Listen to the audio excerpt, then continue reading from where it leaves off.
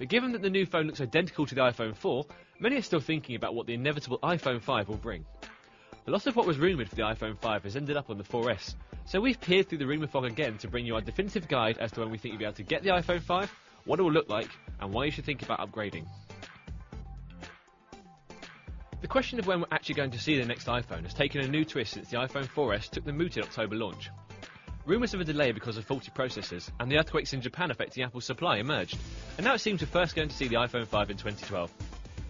It makes sense that Apple would head back to its usual June slot for the new iPhone 5 release, so it could only be 9 months before we see the next iPhone unveiled.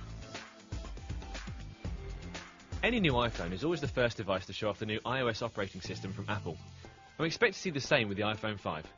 The Cupertino brand has always used the new iPhone to promote the power of its new operating system, and we expect to see the fabled deeper Facebook integration that was supposed to be on offer with the launch of the iPhone 4S but never materialised. Apple doesn't always change the design of its phones, but the iPhone 4 was quite a departure from previous models, although the iPhone 4S clearly wasn't, and it seems the iPhone 5 will do that again. Rumours suggest that we'll be seeing a curved back made of metal, a thinner phone than ever before, and a larger screen.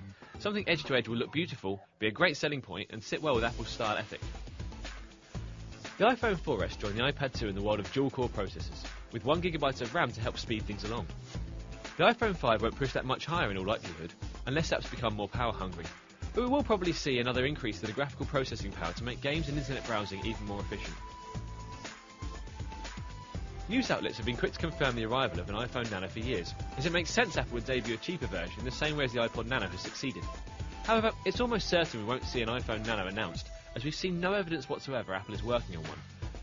Given the fact smaller touchscreens are becoming a thing of the past, an iPhone Nano just isn't needed now the Cupertino brand has an iPhone for every price bracket, with the older models coming in at a lower cost.